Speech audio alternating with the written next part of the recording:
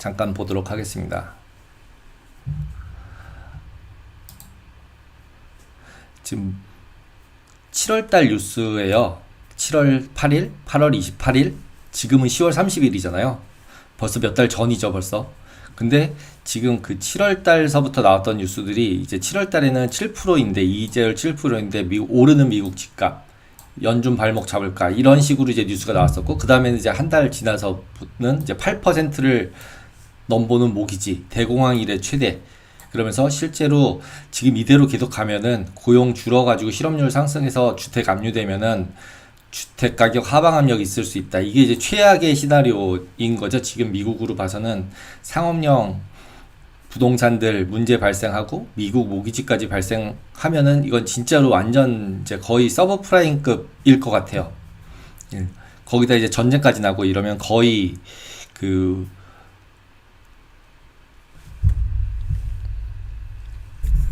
소리가 끊기나요?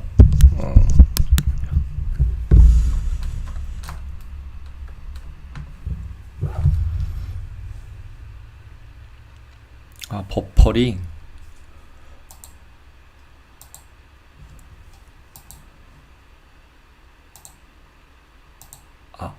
죄송합니다. 지금은 어떠세요? 지금은 괜찮았나요? 이제는 잘 들리시죠?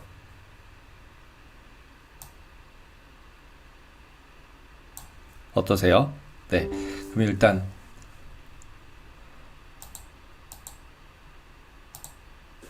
진행을 해보도록 하겠습니다. 그냥 안녕하세요. 네. 그래서 이런 뉴스가 이제 7월달, 8월달 계속 나왔었고, 모기지 7%인데 집값 오른다 어쩌냐, 8%인데 모기지 대공황 이래 최대다. 그러면서 이제 뉴스들이 계속 나왔어요. 그리고 실제로 뭐 OECD 보고서라고 하는 걸 제가 찾아봤는데, 그런 데서 이제 뭐 8월 달에 나온 리포트가 있대요. 거기 보면은 실제로 한 15% 정도가 지금 금리를 계속 더 올리면은 이제 15% 정도가 원리금 상환을 못해서 집이 이제 뭐 경매로 넘어갈 거다. 뭐 이런 식의 뉴스까지 있긴 있었어요. 근데 지금 실제로 여기 실업률 주택 압류되고 이렇게 되면서 이제 하방 압력 생기면은 집값 폭락하고 상업용 부동산 폭락하고 그러면 이제 진짜 이제 문제가 발생을 하겠죠. 그러니까 이제 그렇게 되는 상황으로 되는 거를 이제 막아보려고 그러겠죠, 당연히. 그리고 그렇게 됐을 때는 진짜 금리 내리고 뭐 이제 뭐 그런 일을 연준이 하겠죠. 근데 이제 진짜 이런 일이 발생을 할까라는 부분이 이제 물음표가 생겼어요. 그래서 이제 체크를 해보려고 하는 부분이 30년 만기 모기지 금리예요. 이건 아주 길게 가져와 봤어요. 그러니까 75년도부터 그 다음에 여기 2023년 여기 끝이죠. 그래서 지금 현재가 7.79였어요. 이거 지금 그 프레드에서 가져올 때 거의 이제 8에 가깝게 된 거죠. 거의 최고까지 올라온 거죠. 근데 이때 금리 수준을 보면은 요때 수준이죠. 요때 수준. 지금 이때 수준이라고 보실 수 있잖아요. 그러면은 지금 이 위는 더 올라갔을 때고, 이제 옛날이고, 너무 옛날이고, 이제 90년도부터니까 이제 벌써 여기가 2000년도거든요. 그러니까 여기서부터 여기까지 20년이잖아요. 그럼 보통 30년 모기지라 그랬으면 여기서 했던 사람들은 이미 여기서 다 갚았겠죠. 원리금 분할 상환으로. 그 다음에 지금 30년, 그러니까 지금 뭐 한 10년 지난 사람들을 보면은 여기 정도에서 들어간 사람들이겠죠. 이 정도 금리대에서 모기지 금리가. 그러면 그때도 지금보다 높죠. 그러니까 이때 들어간 사람들도 뭐 그대로 있을까라고 생각을 해보면 지금 이렇게 금리가 내려갔을 때 딴 일을 다 했을 것 같아요. 그게 뭐냐면 이제 리파이낸싱이에요. 그래서 이제 리파이낸싱을 찾아보면 미국 MBA 모기지백 어소시에이션인가 뭐 그 모기지백 시큐리티들 관리하는 그런 회사가 이제 리파이낸스 인덱스라는 걸 발표를 하는데, 리파이낸스 인덱스가 보면은 이렇게 리파이낸싱이 없는 거예요, 이 기간은. 그리고 여기는 리파이낸싱을 다 하고 있는 거죠. 여기는 지금 엄청난 리파이낸싱을 하고 있고, 여기도 리파이낸싱 다 하고 있고. 리파이낸싱이 뭐냐면 그때 금리를 바꾸는 거예요. 그러면 대충 상상을 해보면 이때는 금리가 굉장히 낮았겠구나 이런 생각이 들잖아요. 낮으니까 다 바꾸고 있겠죠. 근데 여기는 금리가 높았겠구나 이런 생각이 들겠죠. 여기도 금리가 높았겠네. 그 다음에 여기도 금리가 높았겠네. 그러니까 아무도 리파이낸싱 안 하는 거잖아요. 지금 여기는 특별하게 뭔가 이슈가 있지 않은 한은 안 하고 있는 거죠. 지금 이 상황은 거의 안 하는 0에 가까이 있는 거니까.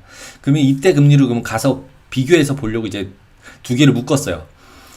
이런데 이제 데이터를 다운을 못 받게 돼 있어가지고 이 데이터 두 개를 맞추고 그 다음에 여기 이제 2010년도를 이렇게 양쪽으로 맞춰 놓으니까 대충 날짜 그 연도가 딱 맞아요.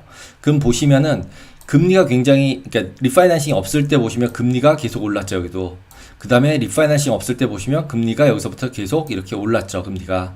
그 다음에 리파이낸싱이 또 없는 부분 보시면 한 이쯤 뭐 조금 들쑥날쑥하니까 이거는 그냥 그때 상황에 맞춰서 했을 것 같아요. 그래서 약간 그래도 오르고 있고 그 다음에 여기 기간 없죠 지금 별로 낮은 구간이죠. 안 하는 리파이낸싱 없는 구간 보시면 올라가는 그 구간이죠 그죠 금리는.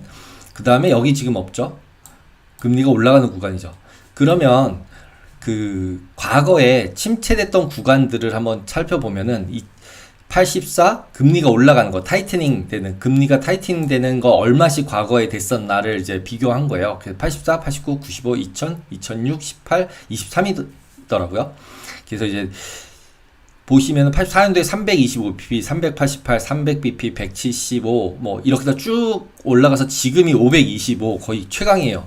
그래서 지금 리세션 언제 시작하냐? 이게 지금 이제 물음표고 계속 이제 침체 얘기를 계속 얘기를 하고 있는 거잖아요. 그럼 여기 가서 보면 리파이낸싱을 보면 여기서 리파이낸싱을 엄청 많이 하죠. 근데 여기가 언젠가면 금리가 거의 지금 금리 자체로 했을 때 3%대예요. 그러니까 시장 금리는 1%대고 거의 가상금리 붙어가지고 한 3%대 돼 있는 구간에 다 리파이낸싱을 했죠. 그러면 지금 여기 부분에서 리파이낸싱들을 제일 많이 했잖아요. 지금 이렇게 금리 낮은 데서. 그 다음에 여기서 또 꽤 많이 했어요. 그죠? 여기는 지금 3%보다는 조금 높아요. 그죠? 그러니까 지금 3% 좀 높은데 그리고 22년도에 더 낮아졌을 때 이때도 다 리파이낸싱을 엄청 했죠. 여기서 지금 이렇게. 그러면은 이때 신규로 했던 사람이나 옛날에 했던 사람이나 자기가 빌렸던 금리보다 낮아진 금리가 바뀌었을 때는 여러 가지 뭐 비용이 발생을 하기 때문에 뭐 조금 내려갔을 때는 안 하겠지만 대체적으로 자기가 했던 금리보다 낮았을 때는 이 기간에서 리파이낸싱을 해서 금리가 어디에 묶여 있나 한 3%대에 묶여 있겠죠. 지금 이때들 리파이낸싱 한 사람들은. 그러면은 지금 이만큼의 어마운트가 전체 모기지 시장에서 얼마나 되느냐라는 부분은 제가 체크하기는 굉장히 어려워요. 근데 지금 그 OECD 보고서에서 나온 거에서는 15%라고 얘기했는데 그 부분은 전체 시장에서의 15% 정도 생각하는 거니까 이런 부분들에서 모기지가 실제로 리파이낸싱을 해가지고 금리를 3%대로 바꿔놨다면 지금 7%대, 8%대 올라갔어도 실제로 이 금리를 지금 신규로 들어가는 사람은 여기서 내야 되겠지만 실제로 여기서 리파이낸싱 해놓은 사람은 그냥 금리 냅두겠죠. 그러면 이제 오늘 아침에도 잠깐 얘기했지만 거기 집을 팔 수도 없고 살 수도 없죠. 팔 수가 없죠 일단. 왜냐면 집을 판다는 얘기는 리파이낸싱을 해야 된다는 얘기니까 다른 집을 사면 다른 집으로 이전해 주는 게 아니라 그때 금리로 다시 해야 되는 거잖아요. 그러니까 지금 여기서는 살 방법이 없잖아요. 근데도 지금 사는 사람이 있어 집값이 오르는 거예요. 그러면 이 두 가지를 가지고 유추를 해보면 지금 현재 집이 정말로 경매로 나올 게 굉장히 많을까? 그러려면은 일단은 저축도 없어져야 되고 소비도 없어야 되고 실업도 발생해야 되고 일단 뭐 실업만 발생하지 않으면 대체적으로 집값은 내잖아요. 예. 그러니까 이제 그런 상황이라고 생각을 해보면 지금 현재 이렇게 금리가 올라가는데도 집값이 올라가는 부분에 대한 설명을 좀 해볼 필요가 있는 거죠. 그러면은 이제 그거는 어떻게 생각하면 리파이낸싱 돼서 이 금리들이 이렇게 낮은 데서 픽싱이 돼버려서 지금 7, 8로 올라가도 실제로 이 사람들은 원리금을 계속적으로 높아진 금리로 내고 있지 않다라는 거를 가정해 볼 수 있잖아요. 그러면은 지금 실제로 여기서 그 가정이 실제로 맞을지 틀릴지는 지금 어떻게 보면 실업률이 올라가고 저축률이 계속 떨어져가지고 소비를 해야 되는데 이제 빚까지 내서 써야 되는 그런 상황이 되면은 실질적으로는 이제 집 경매로 나올 수도 있겠죠. 근데 그 전에는 실업을 하기 전에는 기본적으로 뭐 원리금 분할 상환은 하겠죠. 집에서 살아야 되니까. 내쫓기면 안 되니까 경매당하면 안 되니까. 예. 그래서 지금 여기 부분에 있었을 때 이런 걸로 봤을 때는 아직까지는 룸이 있지 않을까? 그럼 이제 저축을 한번 체크를 해봐야 되겠다라는 생각이 들었고 그 다음에 그 전에 일단 페드레이트랑 나스닥이랑 모기지 금리가 어떻게 움직였나를 한번 보고 싶어가지고 봤어요. 지금 제가 계속 이제 좀 지금이랑 그래도 좀 이제 파지티브하게 봐서 찾고 싶은 부분은 한 95년도 정도의 금리가 올라갈 때도 주가도 오르고 실제로 모기지 금리도 올랐잖아요. 그리고 이때 95년도 앞쪽에 가서 보시면 이때가 95년도거든요. 리파이낸싱을 다 해요. 금리가 올라가는 레벨에서. 그러면은 그러니까 금리가 올라가기 전에 그러니까 여기 금리가 올라가서 리파이낸싱 하나도 없는 거죠. 지금 금리가 올라가는 상태여서. 말을 제가 거꾸로 했는데. 그래서 그럼 95년도에 보면 금리가 올라갔어도 리파이낸싱 하나도 없고, 그 전에 금리 올라가기 전에 리파이낸싱들을 이렇게 쭉 내려갈 때 리파이낸싱을 해놔서 큰 문제가 없었구나. 그래서 주식도 올라가고 금리가 올라갔어도 이런 부분이 있었잖아요. 그쵸? 그리고 지금도 보시면, 여기서도 보시면 분명히 95년도하고 84년도 같은 경우는 금리가 300bp 정도씩 올라갔는데도 불구하고 소프트 랜딩이었어요. 그리고 나머지들 여기 보시면은 느낌 90년도 그러면은 거의 이거 그 닷컴 버블 직전에 아시아 뭐 크라이시스 있고 막 이랬던 그 시기에 가까워요. 거의 89년도니까. 그러니까 이게 한 금리 올라가고 89년도에 여기는 저도 기억이 잘 안 나요. 89년도? 89년도에 무슨 일이 있었는지 지금 제가 기억이 안 나는데, 제가 여기서 일할 때가 아니어가지고 기억이 안 나는데, 이거 끝나고 난 다음에 소프트 랜딩 하고 나서 그 2001년도 같은 경우 보시면 닷컴 버블이고 서브프라임이고 이거는 코로나잖아요. 이런 경우를 빼고는 실질적으로 이렇게 렉이 있어가지고 14개월, 17개월, 10개월 뒤에 진짜로 리세션이 왔던 경우가 이렇게 금리가 올랐다 하더라도 두 번이나 실질적으로는 소프트 랜딩을 했던 거예요. 근데 여기서 느껴지는 거는 지금 전쟁이나 기타 이런 진짜 이벤트들이 새로운 게 이렇게 지금 이 정도 급으로 나오는 이벤트가 발생하지 않으면 잘하면 소프트 랜딩 할 수도 있겠구나 라고 생각이 들어서 지금 이제 이런 이제 한번 레포트를 가정을 해보는 거죠. 실제로 어떻게 될지는 모르지만. 그래서 이제 95년도와 유사하면 안 될까, 지금이? 그럼 이제 유사한 점, 다른 침체들하고 차이점이 뭔지를 한번 찾아보려고 하다 보니까 이제 저축률, 그 다음에 뭐 이제 M2, 그 속도, 이런 것들을 찾게 됐어요. 이제 월가 아재 부분에서 코멘트, 에릭이었나 누가 이제 써놓은 게 있었는데, 거기에 부분을 제가 참조를 하고 다른 것들을 찾아본 거예요. 그래서 보시면 저축률 같은 경우 보시면은 지금 저축률 떨어졌다고 난리를 치고 있는데, 그리고 지금 아까 홀릭스에 올려주신 것도 저축률에 대한 얘기 많이 하잖아요. 그래서 뭐 저축을 많이 하고 있었던 거가 뭐 이제 소비하고 비교했을 때 소비 부분에 문제가 있고 뭐 이런 얘기, 아까 다른 분이 유튜브에서 올려주신 거, 제이님이 올려주신 유튜브에서 이제 그런 얘기를 하잖아요. 그래서 결국 뭐 맨 마지막에는 조금 저는 이게 주식 팔라고 하면서 또 얘기를 하고 뭐 이래가지고 좀 섞여서 금리 올라간다고 얘기를 하고 싶은 건지, 아니면은 전 약간 헷갈리더라고요. 그분이 맨 마지막에 이제 좋다는 그 채권을 투자하라는 건지 주식을 투자를 하라는 건지 이런 부분 제가 약간 물음표인데, 어쨌든 이벤트가 발생할 수 있다라는 쪽으로 설명하시면서 마무리를 졌던 것 같아요. 근데 이제 일단 지금 이 부분에서는 저축률, 정부 저축률 보시면은 밑에가 정부 저축이에요. 정부가 마이너스죠. 이렇게. 그리고 정부가 마이너스 많은 만큼 퍼스널 세이빙은 계속 증가해요. 그냥 돈을 쏴준 거죠, 이게 코로나 때. 그래서 지금도 계속 얘기는 이때 얘기를 하고 있는 게, 이 돈 때문에 지금 다 괜찮은 거야, 이렇게 얘기하고 있는 거잖아요, 단순하게 생각하면. 근데 지금 여기서 쭉 보면은 현재 이 정도 레벨이라면 지금 뭐 이게 옛날하고 별로 큰 차이는 없잖아요. 그리고 물론 근데 이제 GDP나 이런 게 커졌으니까 과거 대비 지금 비율로는 굉장히 적겠죠, 저축률 자체가. 근데 어쨌든 지금 이 그림으로 봐서는 저축으로 소비를 하고 있다라는 부분에는 동의할 수밖에 없죠. 그 다음에 이제 보려고 하는 부분이 이 부분이에요. 그래서 저도 화폐 유통 속도까지는 생각 별로 안 했었는데, 그 코멘트가 있어서 찾아보니까 나름 약간 이제 그분이 한 거랑은 제가 쓴 데이터가 좀 다른 것도 있고, 그 다음에 이제 서로 이제 바라보는 포인트가 약간은 다른 것 같아요. 그러면 지금 보시면 여기 같은 경우는 이제 화폐 속도 올라가는 부분이잖아요. 올라가는 부분만 표시를 해보면 생각보다 화폐 유통 속도가 올라가는 부분이 생각보다 안 많더라고요. 이런데 이제 옛날 70년대니까 이쪽은 솔직히 잘 모르겠어요. 이쪽은 지금하고 비슷하다 아니다라고 얘기하기는 되게 어려워 보이고, 그럼 한 90년대서부터라고 생각을 해보면은 이쯤 그러니까 닷컴 버블 전에 10년 전 정도라고 생각을 해보면은, 그러면은 지금 차트는 나스닥 같은 경우는 일부러 로그 스케일로 바꿔서 그렸어요. 움직인 퍼센티지를 보고 싶어서. 그래서 보시면은 지금 여기 같은 경우는 이제 역시 닷컴 버블이 강력했죠. 제일 많이 빠진 거였고, 서브프라임도 많이 빠졌어요. 그리고 지금 뭐 빠졌다고 얘기를 하는데, 요만큼 반등해가지고 요만큼 빠졌다가 반등했다가 지금 여기 요만큼 빠진 거예요. 그러니까 진짜 조금밖에 안 빠졌어요. 그러니까 내려간다고 생각하면 룸은 되게 커요. 근데 지금 이렇게 올라가면서 이게 침체 났을 때 보시면은 속도가 다 내려가죠. 이렇게 밑으로. 여기는 올라가죠. 여기는 또 올라가고 내려가고 섞여 있고, 그리고 여기 보시면은 속도가 내려가요. 그죠? 화폐 유통 속도가. 여기도 지금 소비 유통 속도가 내려갔고 이미, 그리고 지금은 오히려 올라가고 있죠. 그래서 여기 내려간 부분은 이거 코로나 때 이제 이슈가 있었던 부분이고, 그러면은 지금 이 상태로 딱 봤을 때, 아, 과거에 이 색깔 칠해졌던 부분이랑 비교해보면, 지금 현재는 어떻게 추정해볼 수 있는, 이렇게 올라갔던 게 이제 결국은 리세션 나고 하면서 내려갈 거야, 이렇게. 라고 생각하면서 여기에 색깔이 칠해질 수 있어. 장당히 금리차를 봐도 그렇고. 그래서 진짜 침체가 올 거야. 이렇게 생각할 수도 물론 있죠. 근데 지금 현재 상태로 봤을 때 과연 그 시나리오가 되려면 아까 말씀드렸듯이 집이 부도가 나야 돼요. 예. 집이 뭔가 부도가 나야 되고, 그 다음에 그 상업용 부동산들을 다 망가져야 돼요.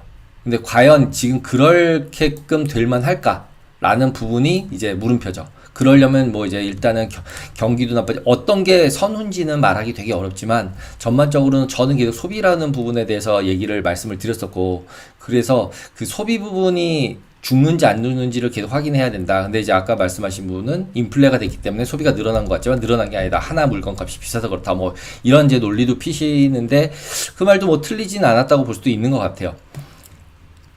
하지만 어쨌든 기존에 원래 쓰고 있는 부분들을 계속 쓰고, 그 인플레이션 때문에 이제 실질 금리 자체가 이제 올라가는 거나 마찬가지인 상태까지는 아직 뭐 인플레 때문에 안 된 거라고 볼 수도 있으니까, 명목금리가 막 올라갔다고 치더라도.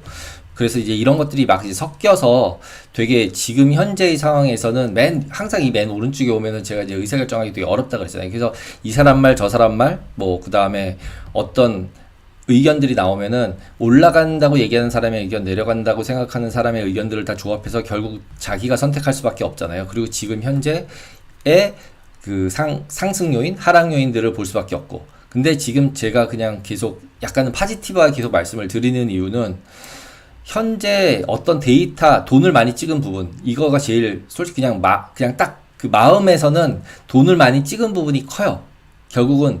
결국 세이빙이 늘었는데 이 세이빙 어디서 나왔어? 라고 생각해보면 결국은 그냥 돈 찍어서 준 거잖아요. 화폐를 찍은 거죠. 화폐가 많아졌잖아요. 기본적으로 M2 자체가. M2가 많아지면서 실제로 보면은 속도가 내려갔죠. 그러면서 침체가 왔죠. 아무리 찍어도 얘가 안 돈다는 얘기잖아요. 돈이. 그러면 결국 은행에다 머무르게 되니까 은행에 있는 이제 뭐 그냥 잠겨 있는 거죠. 그래서 영래포에도 들어가 있고 막 이러고 있다가 지금 들어서 또 영래포께 풀리고 채권으로 넘어간다 그러면서 지금 뭐 왔다 갔다 하고, 이런 부분들이 다 섞여 있다 보니까 당연히 의외로 시장이 안정적이고 소비도 살아있고 실업도 괜찮고 막 이런 상태가 벌어지고 있는 거죠. 그러면 그 부분에 대한 이제 해석들을, 그러니까 가정들이 이제 해석이라기보다는 가정들을 해놓고, 그러면 걔네들이 A가 되면 어떻게 될까, B가 되면 어떻게 될까, C가 되면 어떻게 될까 생각을 해보고, 그렇게 됐을 때 내가 생각하는 확률이 제일 높다고 생각하는 쪽으로 베팅을 하는 거죠. 결국 개인은 뭐 아비트러지나 이런 것보다는 결국 베팅을 하고 있는 거나 마찬가지라고 계속 이제 생각을 해요. 저도 이제는. 그래서 개인의 입장으로 돌아갔을 때는 결국,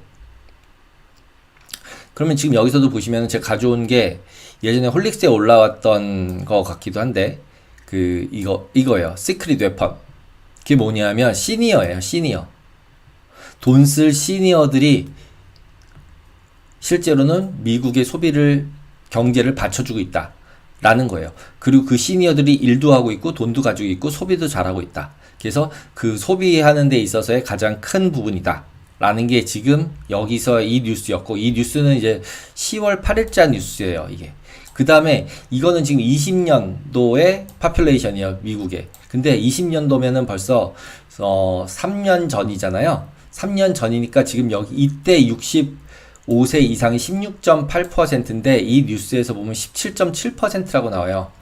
그래서 여기 밑에 있던 요렇게 돼 있던 부분들이 일로 좀 올라가고 있는 거죠. 위로 이렇게 여기 있던 부분들이. 근데 지금 보시면은 여기 55에서 65까지가 이 밑에 쪽 35세부터 이 밑에 쪽을 빼고 나면은 그래도 인구가 많은 편이에요. 그러면 지금부터 10년 동안은 20년에서 30년 동안은 이분들이 위로 쭉 올라올 거고 이 윗부분들이 빠지니까 결국 고령화가 되긴 되는데, 여기 레벨에 있어서 은퇴하고 있는 사람들의 퍼센티지가 부가 없냐라고 생각해보면 부가 있는 사람들이죠. 제 나이 또래 사람들이니까, 저보다 조금 나이가 많으신 분들이니까. 미국에서도 결국은 이제 뭐 닷컴 버블 지나고 그 다음에 지금 이제 뭐 IT 이제 성장하고 이러면서 실질적으로 돈을 번 분들이 꽤 있는 거죠, 이 사이에는. 그리고 부동산도 많이 올랐고, 그리고 뭐 주식도 많이 올랐고, 그거 가지고 은퇴를 하고, 그럼 이분들이 이제 소비를 하다 보니까 결국은 소비가 죽지 않는데 되게 큰 역할을 하고 있지 않을까라는 이제 물음표를 던지는 거죠. 그 다음에 두 번째는 OECD 국가들 같은 경우 이민자 확보를 위해서 노동 인력을 확보 중이래요. 이민자를 확보를 통해서 노동 인력을 확보하고 있다. 그래서 결국은 이머징 그러니까 OECD 국가가 아닌 국가에서 OECD 국가로 계속 넘어오고 있는 거예요. 선진 시장으로. 그래서 노동시장이 계속 노령화돼서 유럽도 그렇고요. 다 노동시장이 어려워지면서 이민자들의 고용률이 계속 상승하고 있고 이민자 고용률이 72%로 현지인하고 비슷하대요. 이 레포트에 따르면. 그러면 결국은 뭐 인구가 부족해서 뭐 그다음 기술력, 노동력이 부족하고 이런 얘기 나오는데 그걸 해결하기 위해서 어쨌든 이주 정책을 쓰고 있고 그러면서 우수 인력 확보하기 위해서 경쟁을 하고 있어요. OECD 국가들끼리 지금. 예. 그러면 결국은 인력 부분에 있어서 지금 여기서 위로 올라가서 고령화되는 부분들이 있는데 이 고령화되는 부분들은 실질적으로 소비의 여력이 있고 그 다음에 노동 인력들은 계속적으로 수입해 오려고 노력을 하고 있고 이 두 가지가. 그러면 이게 지금 언제 뉴스였냐면 10월 23일 뉴스예요. 레포트 나온 게. 그래서 이걸 자세히까지는 못 읽고 그냥 대략적으로만 리뷰를 했었는데 그러면 결국은 인력이라는 부분들이 결국은 아비트러지를 발생시키는 것, 그러니까 부를 발생시키는 거잖아요. 결국 중국이 싼 인건비를 가지고 물건을 만들면서 저인플레이션의 성장을 유지를 시킬 수 있었는데 결국은 근원적으로 보면 그 부분이 깨지면서 인플레는 일어날 수밖에 없는 부분이고 그러면서 이제 뭐 AI가 그걸 해결해 줄 것처럼 지금 얘기하고 있다는 게 전체 그림이잖아요. 그러면 지금 여기 앞에서 보면 미국 같은 경우 이렇게 인구 분포가 돼 있고 이분 소비를 할 수 있는 시니어들이 많은 상태 내에서 소비가 급격하게 폭락만 하지 않으면 기본적으로 실업률이 좀 올라간다 하더라도 기본적으로 지금 AI 때문에 실업률이 일어나는 거는 그 약간 코딩하거나 아니면 화이트 칼라 쪽이기 때문에 기본적으로 임금 부분에 있어서는 저는 약간은 상승할 가능성이 더 높다고 생각을 해요. 특히 블루 칼라 임금들. 중간급 이하 그 약간 저임금 받았던 분들은 왜냐면 이제 로봇이랑 비교를 하면은 사람이 지금도 로봇보단 싼 것 같거든요. 저임금 쪽 그 근로에 대해서는. 그래서 그 부분이 올라가지 않을까. 그러면 결국 인플레이가 완전히 잡히긴 어렵고 그러면 이제 전반적으로는 고금리 옛날 대비는 고금리지만 그거만큼 성장하고 소비가 계속 일어나서 회사들만 괜찮으면 괜찮다라가 원래 제가 생각했던 건데 이제 지금 갑자기 이제 지난주서부터 실적 나오고 가이던스 낮추면서 저도 이제 물음표가 되면서 약간 중립화시켜서 일단 윈지 아닌지 모르겠다라고는 쪽으로 오히려 더 어제부터 이제 말씀을 드렸잖아요. 그래서 그렇게 됨에도 불구하고 완전하게 크래시 되는 부분에 있어서는 거기다가 완전하게 베팅을 하기도 어렵다라고 저는 생각을 해요. 그게 그 논리가 지금 이런 시니어들 때문에 소비가 계속 유지되고 있는 부분들, 그 다음에 이민자들 계속 확보하고 있는 부분들, 그 다음에 미국으로 투자가 계속 되고 있는 부분들. 근데 미국만 계속 좋다는 건 말이 안 되기 때문에 다른 쪽도 좀 보자 이런 얘기고요. 그리고 이제 PC도 실제로 보시면은 뭐 지금 더 이상 이제 인플레가 이제 이 위에서 있던 거는 이제 내려와서 디스인플레라고 얘기하지만 지금 이렇게 쭉 코인플레이션 이렇게 쭉 그냥 일자로 거보면 이 밑에 있었던 2010년도부터 2020년도 구간까지 내려오진 아직 못했죠. 여기가 목표라는 거잖아요. 2가 여기니까. 근데 지금 여기가 목표가 아니라 지금 여기 있던 2005년, 2002년 요때 이때 수준을 목표로 한다면 지금 여기서부터는 좀 내려갔다 올라갔다 이렇게 되면은 그냥 노말일 수도 있지 않을까? 라는 가정을 하게 돼요. 예, 제 그냥 생각을 해보게 돼요. 그리고 지금 여기 같은 경우도 PC 같은 경우는 지금 뭐 그 유가 때문에 난리라고 치지만 이렇게 거서 그냥 고정시켜서 보면은 이건 MOM인데 보시면은 그냥 완전히 고점 부분에 있냐라고 얘기하면은 지금 과거에 그 코로나 때 20년도 일어나고서 인플레가 막 이렇게 됐던 부분들을 빼고 나면은 뭐 그냥 이때 한 2005년, 2010년 이런 시대하고는 지금 한 밴드 내에서 그냥 이렇게 왔다 갔다 할 수 있지 않을까? 뭐 이런 생각이 드는 거죠. 물론 이 디테일을 까고 뭐 얘기를 하고 하지만 기본적으로 그걸 갖다가 우리가 되게 잘 맞힐 수 있냐?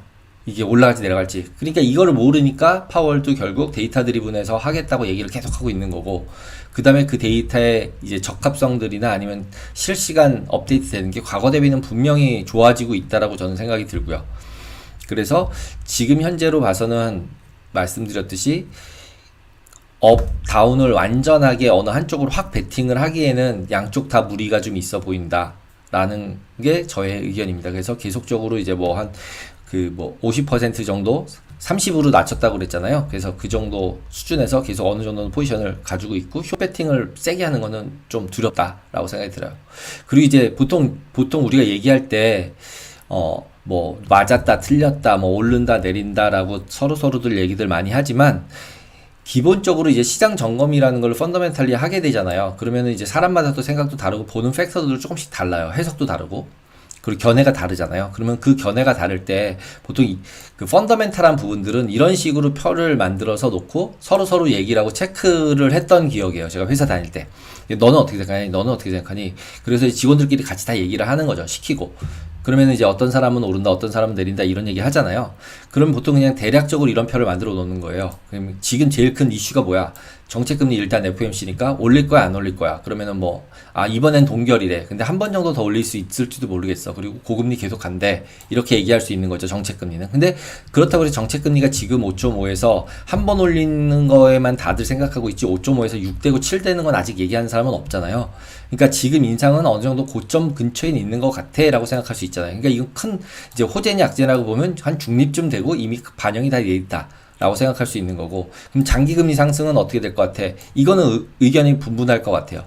침체가 와서 내릴 거다, 아니면은 하이어 포런 거기 때문에 기본적으로 소비도 좋고 인플레이션도 계속 있기 때문에 상승된 상태, 지금 뭐 한 4.5 사이 정도 되는데 10년이나 10년 이상짜리들 한 그냥 5.5 이하에서 그냥 유지가 되지 않겠냐. 왜냐하면 정책금리를 5.5에서 지금 못 올리면서 있는 건데 얘가 이걸 뚫고 올라가려면 정책금리 인하가 한 번도 안 되고 어버드 슬로핑으로 커브가 이렇게 나와야 되는 건데, 그렇게 보기에는 좀 어렵지 않냐? 라고 생각을 해보면 그냥 5%에서 5.5 사이 정도 어디서 멈추지 않겠냐, 고점은? 그러면 대신에 얘가 내려오지 않는다는 거가 문제가 되는 거죠. 그래서 얘 같은 경우는 어떻게 보면 악재에 가깝다. 왜냐하면 이게 하이어 포 롱가가 돼가지고 진짜로 이 5% 레벨 4.5에서 5.5 이 사이를 계속 유지가 되고 있다면 나중에 리파이낸싱 할 때 문제가 발생을 할 거고, 결국 모기지 금리에도 또 영향을 미치고 그 다음에 상업용 부동산에도 영향을 미쳐서 결국은 이게 계속 유지되는 거는 위험하긴 위험하다.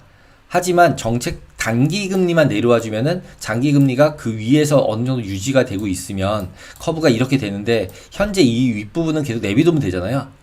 많이는 안 내려가고 조금씩 내려가고, 그리고 이제 앞쪽 단기 쪽은 확 내리면 되는데 이 단기는 내려가려면 진짜 침체 같은 모습은 보여야 되지 않을까 라고 생각이 들고, 침체 같은 모습이 보여서 내리면은 기본적으로 인플레이션은 많이 없어진 상태니까 페드가 내릴 수 있었을 거고, 침체가 거의 발생은 하겠죠. 근데 그 침체가 발생했을 때 아까 말씀드리는 것처럼 고금리에서 금리를 낮춘다고 했을 때 결국 침체가 오고 꼭 주가가 내린다 라고 생각할 필요까지는 없지 않나? 라는 게 지금 현재 95년도 거의 를 가지고 반영을 해보면 되지 않을까. 근데 거기에 있었을 때는 화폐 돌아가는 속도가 되게 빨라졌다라는 거고, 생각해보면은 그런 이제 지금은 이제 또 막 코인이나 지폐를 안 쓰잖아요.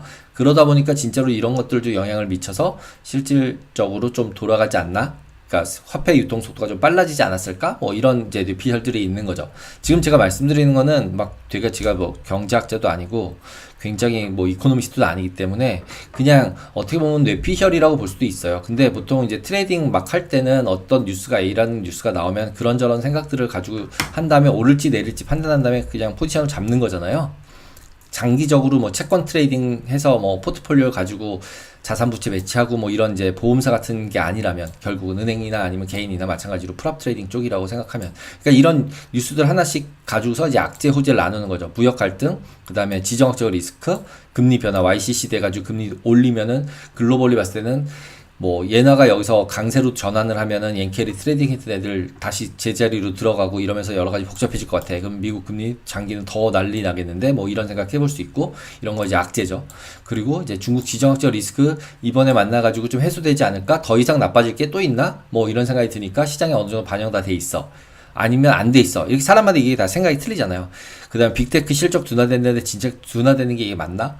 그러면 숫자들 체크해서 그 숫자들 가지고 봤을 때는 지금은 가이던스는 조금 낮추고 있지만 그래도 가이던스를 낮출지언정 결국은 마지막에 실적이 진짜 나빠지면은 분명히 구조조정할 거고, 빅테크는 그럼 빅테크에서 구조조정하면은 실적은 어떻게든지 맞추지 않을까? 이런 게 이제 저의 생각인 거고, 아니야 라고 생각하시는 분 당연히 있으시죠.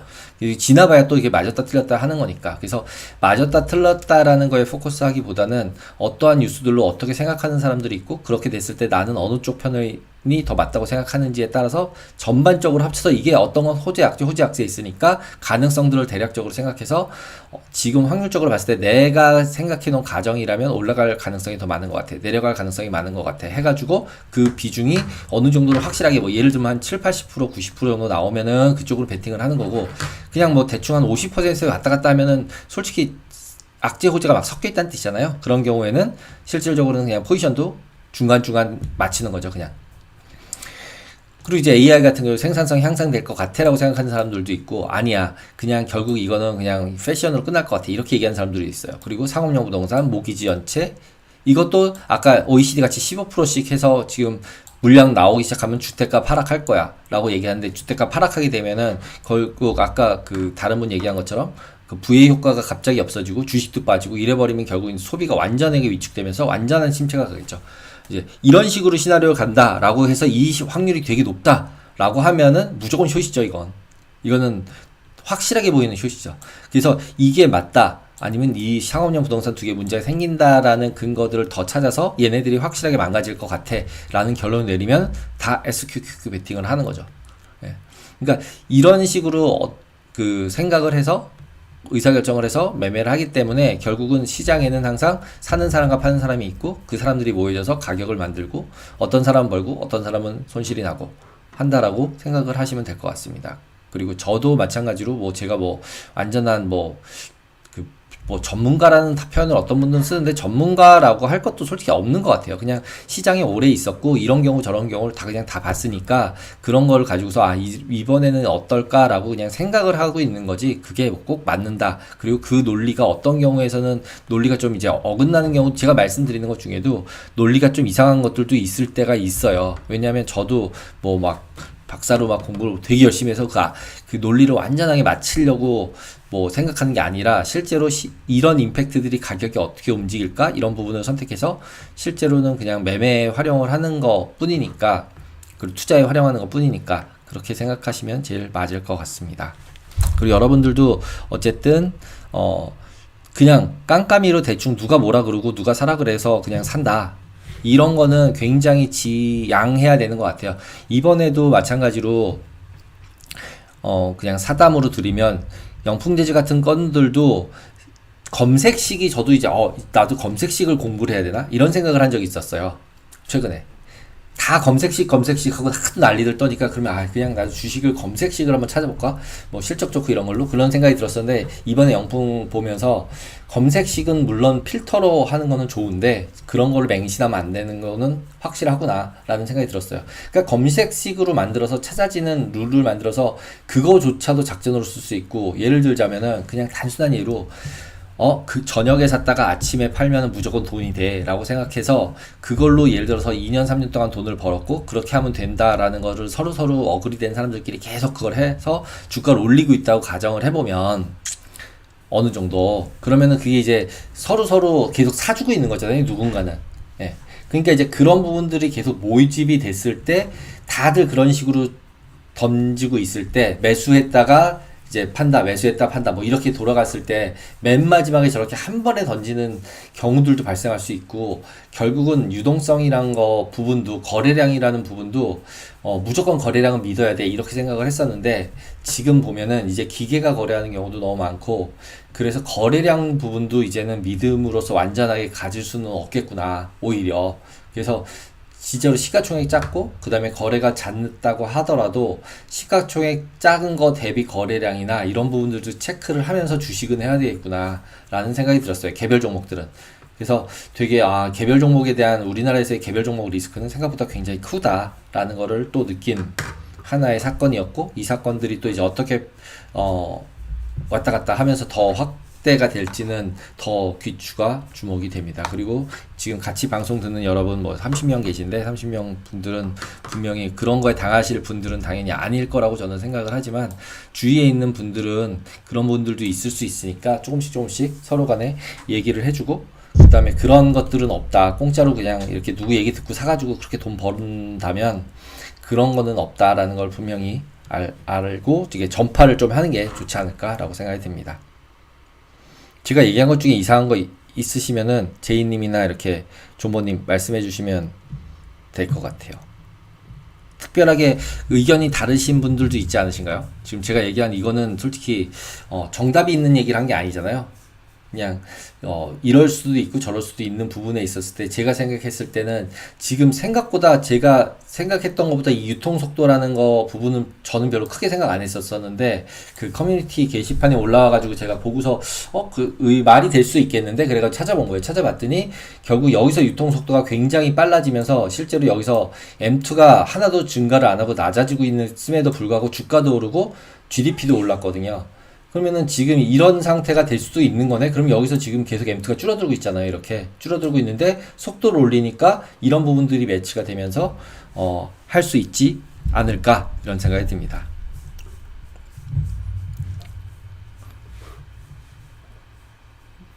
주변 사람들 말 안 들어요. 네, 맞습니다. 예, 그냥 스스로 생각해서 그냥 단순하게 뉴스들만 보더라도 뭐 굉장히 경제학 지식이 없더라도 그냥 이렇게 리스트 만들어서 그냥 체크한 다음에 본인이 이게 더 많이 될 것 같아 라고 생각하면 주식을 사거나 아니면 SQQ를 사거나 뭐 여러 가지 채권을 사거나 아니면은 팔거나 이런 것들을 의사결정을 본인 스스로 내려보시는 게 훨씬 더 좋지 않을까라고 생각이 듭니다. 그래서 지금 이번에 그냥 여기서 어제랑 오늘이랑 그 두 가지에서의 내리는 결론은 지금은 되게 그 케이오스인 상태고 지금 어쨌든 코멘트에서 FOMC에서 얘기를 할 것도 솔직히 별로 없어 보이고 그런 상태에서 보시면은 지금 여기에 물음표 리세션 시작하느냐 안 하느냐는 되게 중요한 키포인트인 것 같아요. 예. 근데 지금 저는 최대한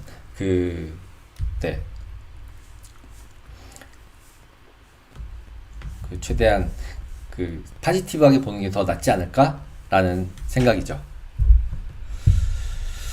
그래도 그러니까 50%가 파지티브하게 봤을 때가 50%인 거예요. 그러니까 굉장히 저도 그냥 나오는 데이터나 뉴스나 테크니컬이나 이런 걸 보면은 그냥 객관적으로 딱 봤을 때는 별로 파지티브하게 보기가 되게 어려워요. 네, 어렵지만 지금 전체로 봤을 때 뭐 페드나 이런 데들이나 중앙은행들이 전쟁이나 이런 특별한 이슈만 없었다면 충분히 매니저가 가능했는데 예.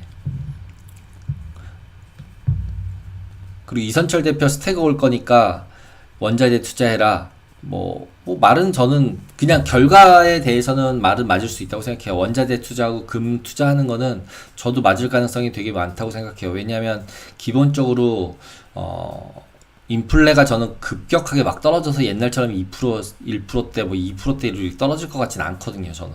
예.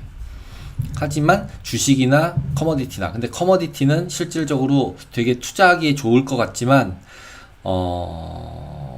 커머디티의 변동성은 엄청나요. 내려갈 때 진짜 한 반에 가는 수가 있어요. 그래서 예, 저는 개인적으로는 진짜로 단기 매매나 뭐 이런 거 할 때나 시스템 트레이딩 하면 모르겠지만 그 가스나 이런 거 하시는 분들은 되게 한 번에 갈 수 있어서 조심해야 된다고 저는 생각을 합니다.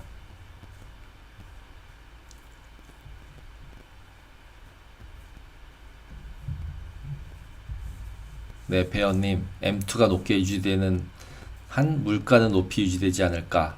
네. 불황 즈음에서 전쟁이 있더라고요. 지금 전쟁도 있고 그 다음에 물가도 높이 유지가 되고 있죠. M2도 계속 늘렸다가 지금 줄이는 중이잖아요. M2 같은 경우는 지금 의외로 M2는 지금 줄이는 중이에요. 여기 보시면은 이거 솔직히 통화를 줄여본 적이 별로 없어요. 여기서도 보시면은 여기 부분 요게 지금 빨간색이 M2인데 M2 스탁인데 요거 치시면 나오거든요. 리얼 M2 머니 스탁 그래가지고 그 프레드에서 여기 그 앞에 거 가서 클릭해서 찾으면 나오시는데 그러면은 지금 여기서 쭉 보시면 내려가는 경우가 생각보다 별로 없어요. 여기 이렇게 쭉 지우고서 다시 보시면은 여기 보시면은 여기 떨어지는 거 잠깐 있고요. 그리고 여기가 생각보다 많이 떨어지고 있는 거고요. 의외로 여기 부분 지금 2021년도 이제 그 타이트닝 하기 시작하면서부터 큐티 한다고 했으니까 이제 여기 올린 것도 생각보다는 굉장히 많이 올린 거예요. 이렇게 눈에 띄게 팍 올라간 게 여기 하고 여기 두 개인데 결국 코로나 때 올린 게 단기간에 이렇게 올린 거는 되게 컸어요. 그래서 속도가 굉장히 빨랐다는 거고 그 바람에 결국은 속도가 떨어지는데 돈을 왕창 뿌렸던 게 지금 결국은 그 뿌렸던 돈이 속도가 올라가면서 결국은 돈은 M2가 줄어들고 있는 양상이어서 이거 두 개 곱하는 게 교과서에서 아마 그 GDP일 였던 것 같은데 조금은 헷갈려요. 근데 그 속도 곱하기 M2 하면은 그게 GDP랑 유사해야 되는데 얘네들 수식이 맞는지는 저도 아직 확인은 못했는데 그랬던 것 같아요, 제 기억에. 그래서 지금 두 개 보면은 얘가 속도가 올라오고 얘가 줄어드니까 이거 두 개 곱하니까 GDP가 어느 정도 성장하고 있겠구나. 지금 GDP는 되게 잘 나오고 있잖아요. 그래서 그런 부분 생각하면은 뭐 그냥 지금 현재 상태 내에서도 진짜로 미국에서 전쟁 날 일은 없지만, 없지만 결국은 이제 그 영향들을 받으니까 그런 부분은 좀 생각해야 되지 않을까 뭐 생각이 듭니다. 마하님, 커머디티 변동성 정말 수명. 네, 맞습니다. 조금 그냥 재미삼아 하면 모르겠는데 커머디티는 정말, 그리고 뉴스도 막 아무렇게나 나오잖아요, 진짜로.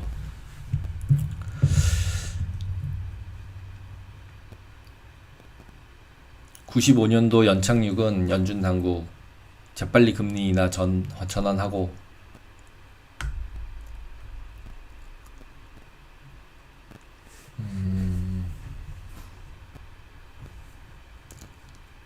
그러니까 95년도면은 제가 이제 회사 처음 들어갔을 때였는데 막 이제 이레이셔널 이퀴벌런스 얘기 나오고 막 이랬었어요. 그린스판 나오고. 예. 이제 그게 이제 버블 터지기 전에. 그리고 그때는 솔직히 어떻게 보면 정보를 제 생각에는 연준이 제일 많이 가지고 있지 않았을까? 더 다른 데보다는. 근데 지금은 어떻게 생각하면은 더 많이 가지고 있긴 하겠지만 이제는 다른 데들도 너무 많이 가지고 있지 않을까 라는 생각이 들어요. 그래서 저는 약간은 페드가 왜 저렇게까지 바보같이 하는지는 잘 모르겠는데 다 뭔가 이유가, 시간이 지나가고 나면 뭔가 이유가 있지 않을까 라고 생각이 듭니다. 예, 너무 늦게 올리기 시작한 게 제일 큰 문제였죠.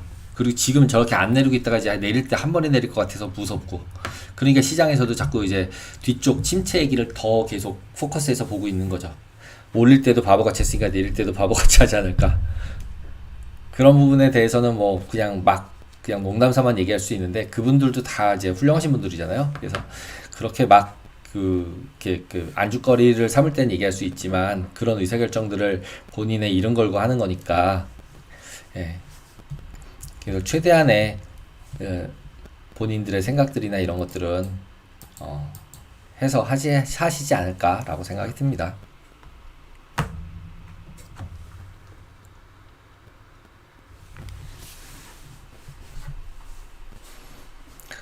그쵸. 보통 일반적으로 시간차 양털깎기를 당했죠. 중국이 그냥 제 내피셜은 중국이 양털깎기를 당했어야 되는데 지금 안 당하고 있어가지고 지금 여러 군데가 지금 막 돌아가면서 시간도 길어지고 뭐 이러는 것 같아요. 근데 중국은 쉽게 양털깎기 당할 것 같지는 않아요. 지금 분위기로 봐서는. 역시 달러를 많이 가지고 있으면 양털깎기를 잘 안 당한다. 이거를 이번에도 느끼는. 솔직히 지금 중국 같은 경우는 무역 수지 계속 흑자가 나고 있음에도 불구하고 미국 국채 보유량 계속 줄어들고 있잖아요. 그 얘기는 과거에 그렇게 모아놨으니까 그렇지, 그거 지금 그만큼이 없다고 생각을 하면은 나머지 나라 같았으면 정말 초토화 됐을 것 같아요. 해도 안 되니까 제 생각에는 그냥 기술 안 주자 이러고 덤비는 것 같다는 생각까지도 드니까. 거기 근데 이제 시진핑이 너무 이상해져가지고 과거 같았으면 좀 더 파지티브하게 저는 중국을 봤을 것 같은데 지금 독재여서 도저히 너무 좋게 봐주기는 되게 어려운 상황인 것 같아요. 그래도 어쨌든 너무 이제 그런 것들이 저평가돼 있게 한쪽으로 몰아가고 있으니까, 한쪽으로 치우쳐져 있으니까, 예, 봐야 될 것 같습니다. 그래서 일단은 현금 비중을 잘 조절해서 기회를 봐야 한다 라는 게 결론입니다. 현재 상태에서는. 네, 그러면 역시 존버님께서 정리를 너무 잘 해주시네요. 저보다 훨씬 더 펀더멘탈 쪽이나 이런 쪽은 훨씬 잘 아시는 것 같아요. 공부도 많이 하시고. 나중에 한번 사석에서 뵈면 좋겠네요. 네, 그러면 오늘 이렇게 마치도록 하겠습니다. 감사합니다.